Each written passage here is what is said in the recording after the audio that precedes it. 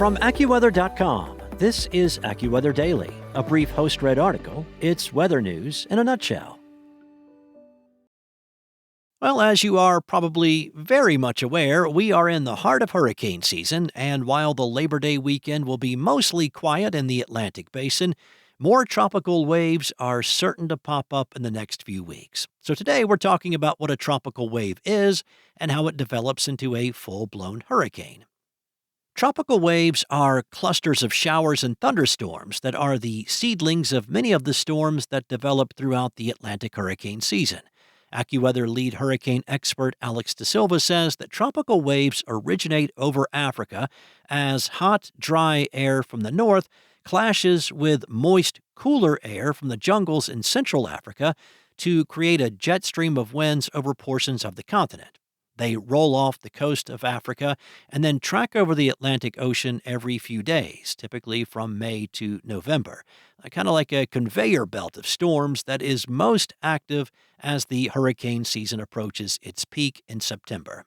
Now, with around 60 tropical waves documented across the Atlantic in a typical hurricane season, DaSilva notes that not every tropical wave becomes a threat, but some can rapidly intensify under the right conditions.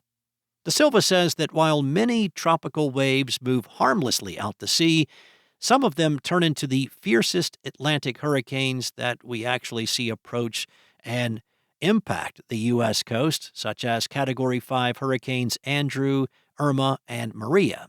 About 80% of all major hurricanes in the Atlantic can trace their roots to a tropical wave. It can take up to 2 weeks for a tropical wave to travel from Africa to the coast of North America, allowing time for development over warm ocean water. However, there is a wide range of potential tracks for the fledgling storm, meaning landfall is far from a guarantee. Some of the longest-lived hurricanes of the entire Atlantic season start off as tropical waves near Africa and spend most or all of their life over the open waters of the Atlantic. Hurricane Lorenzo from 2019 is a prime example of such a storm, as it was a major hurricane for 3 days, and it peaked as a Category 5. It never made landfall, but after it lost hurricane status, it did impact the British Isles and Western Europe. While tropical waves can pose a threat during hurricane season, they are also important for the Caribbean. As DaSilva says, during the early summer months, dry, dusty air typically moves across the Atlantic from Africa. It is these tropical waves that bring most of the summer rainfall to the islands of the Caribbean. Without these valuable tropical waves, many of those islands would receive little to no rainfall during the summer. While most tropical waves never make headlines, the few that do can become historic. Understanding where they begin helps meteorologists stay one step ahead during the Atlantic hurricane season.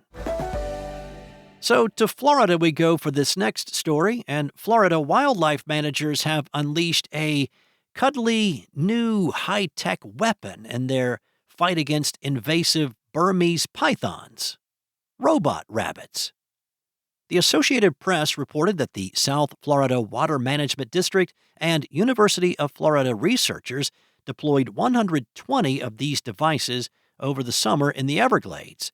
The retrofitted toy rabbits emit heat and scents, and they make subtle movements to mimic real marsh rabbits, one of the snake's favorite meals.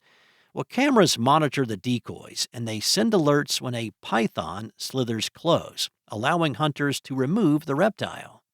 Officials say detection is the biggest challenge. Mike Kirkland, the Water District's lead invasive animal biologist, said they are so well camouflaged in the field. Now, live rabbits were once used as lures, but the approach was time-consuming.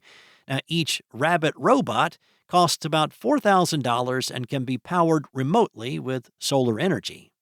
Since 2000, more than 23,000 pythons have been removed from Florida. However, estimates suggest that tens of thousands still remain. The snakes can reach 16 feet in length and devastate native species. The experimental program comes just weeks after the record-breaking Florida Python Challenge, where 934 participants removed 294 snakes, including 60 caught by Taylor Stanberry, the first woman to win the grand prize. That's all for now. You can find regional forecasts and more science-based articles at AccuWeather.com. And for your local forecast at your fingertips, download the AccuWeather app. Enjoy the rest of your weekend. Be safe. I'll be back on Monday morning with more from AccuWeather.